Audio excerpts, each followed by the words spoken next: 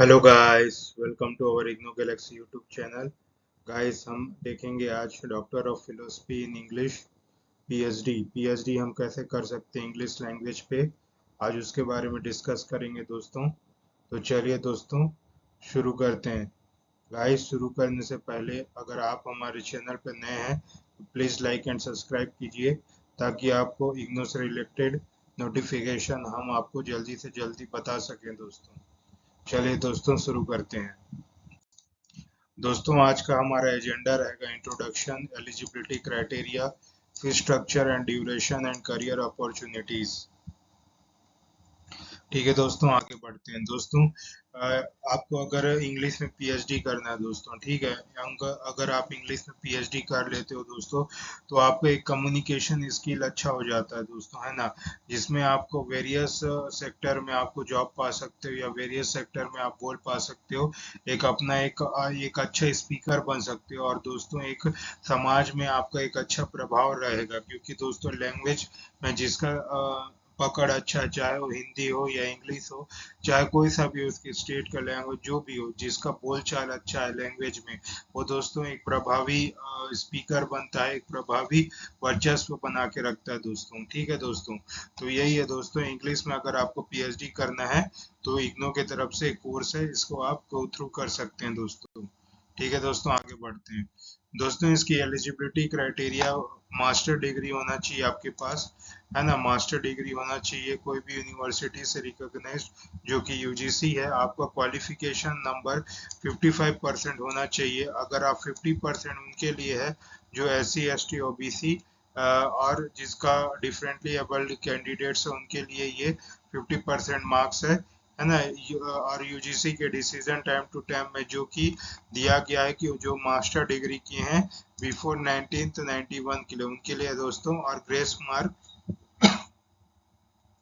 Grace marks यहाँ पर क्या है दोस्तों, यहाँ पर इंक्लूड नहीं है, ग्रेस मार्क्स एक्सक्लूड। अगर आपका ग्रेस मार्क्स होगा तो आपको यहाँ पर नहीं लिया जाएगा दोस्तों। क्वालिफिकेशन जो कि होगा एक entrance examination conducted by IGNOU at any national level. अगर इग्नो का आप इंट्रेंस लेवल में एग्जाम दिए हैं तो भी आपका वो उसमें लिया जाएगा दोस्तों। उसको भी रिकॉग्नाइज किया जाएगा दोस्तों। ठीक है दोस्तों, अगर आप नेशनल लेवल से एग्जाम दिए हैं तो इग्नो का। ठीक है दोस्तों, हम आगे बढ़ते हैं। दोस्तों, हमारा फीस स्ट्रक्चर और ड्यूरेशन देखने को आ रहा है कि इसका मिनिमम ड्यूरेशन 3 साल का, मैक्सिमम ड्यूरेशन 6 साल का दोस्तों। और कोर्स फीस है 16,800 दोस्तों। और मिनिमम और मैक्सिमम एज जो है उसकी कोई रिस्ट्रिक्शन नहीं है दोस्तों। ठीक है दोस्तों, हम आगे बढ़ते हैं। तो दोस्तों, हमारा मेन मुद्दा करियर अपॉर्चुनिटीज क्या है। पीएचडी करके इंग्लिश में हमारा हम क्या जॉब कर सकते हैं, हम या हमारा क्या प्रोफेशन हो सकता है, उसके बारे में देखते हैं दोस्तों। आप प्रोफेसर या फिर लेक्चरर बन सकते हैं दोस्तों। आप गवर्नमेंट यूनिवर्सिटीज में या फिर प्राइवेट यूनिवर्सिटी में एक टीचर बन सकते हैं, एक लेक्चरर बन सकते हैं, या फिर प्रोफेसर बन सकते हैं दोस्तों, ताकि आप बच्चों को पढ़ा सके और उनको एक लैंग्वेज का गाइड कर सके। आप कंटेंट क्रिएटर बन सकते हैं दोस्तों। कंटेंट क्रिएटर जो कि आप यूट्यूब में देखे देखे होंगे, यूट्यूबर्स के लिए कंटेंट तैयार करते हैं दोस्तों, या फिर आपके नोट्स है, असाइनमेंट्स है, ये सब क्या है, उनको कंटेंट क्रिएटर के तौर पर, कंटेंट राइटर के तौर पर रखा जाता है दोस्तों, क्योंकि उनका ग्रामेटिकल स्किल्स है ना, इस और उसका उनका जो लिखने का स्किल्स है वो सब अच्छा हो जाता है पीएचडी में। तो उनको ये सब पोस्ट में रखा जाता है। कंटेंट राइटर्स है ना, वो उसी को बोलते हैं कंटेंट राइटर, जो कंटेंट लिखते हैं और उसको एक ऐसा तरह से लिखते हैं जिसमें वो प्रभावी हो सके, इसलिए वो कंटेंट राइटर का पोस्ट को रखा जाता है दोस्तों। उन्हीं को सेलेक्ट किया जा सकता है। तो जर्नलिस्ट बन सकते हैं। देखिए दोस्तों, जर्नलिस्ट आज के दौर पे बहुत अच्छा जॉब है। अगर आप जर्नलिस्ट बनते हैं, आपको कोई एक नॉलेज में आपको व्याख्याता होना चाहिए, जैसे इंग्लिश में कर रहे हैं, तो आप एक जर्नलिस्ट के तौर पर कर सकते हैं दोस्तों। आप एक रिपोर्ट लिख सकते हैं, है ना। न्यूज़ में आप हिंदू देखे होंगे, हिंदू में एडिटोरियल पेज होता है दोस्तों, वहाँ हर एक अपने अपने जर्नलिस्ट अपना राय रखते हैं दोस्तों। तो आप अपने बड़े बड़े पेपर्स में अपना आर्टिकल पोस्ट कर सकते हैं, अपना इंटरव्यू पोस्ट कर सकते हैं, है ना। या फिर न्यूज़ चैनल में आके आप न्यूज़ का वितरण कर सकते हैं। बहुत सारे चीज होते हैं दोस्तों जर्नलिस्ट के सेक्टर पे, जो एक अच्छा रेप्यूटेड जॉब देता है आपको। रिसर्चर तो आप जान ही रहे हो दोस्तों, इंग्लिश लिटरेचर में आप रिसर्च कर सकते हैं लैंग्वेज का, और बहुत सारे एकेडमिक जर्नल्स का जो भी है उसका रिसर्च आप कर सकते हैं दोस्तों।